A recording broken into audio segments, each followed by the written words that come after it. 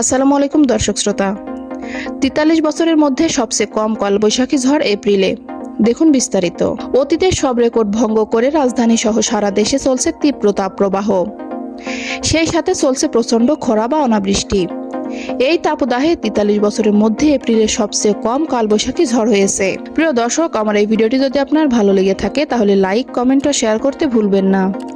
আর সবার আগে এমন সব গুরুত্বপূর্ণ ভিডিও পেতে চাইলে আমার চ্যানেলটি অবশ্যই সাবস্ক্রাইব করে বেল আইকনটি বাজিয়ে রাখুন। ধন্যবাদ। গত বছরের এপ্রিলে বজ্রঝড় হয়েছিল 7টি, 2022 এবং 2021 সালে হয় যথাক্রমে 9টি ও 8টি, আর এবছর মাত্র একটি। এই এপ্রিল মাসে গত 76 বছরের ইতিহাসে সবচেয়ে বেশি সময় ধরে তাপপ্রবাহ ছিল।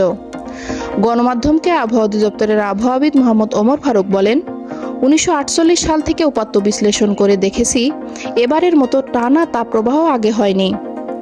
এবার 76 বছরের রেকর্ড ভেঙে গেল। এই তাপপ্রবাহের মাসে বজ্রঝড় বা কালবৈশাখীর সংখ্যাও কমে গেছে।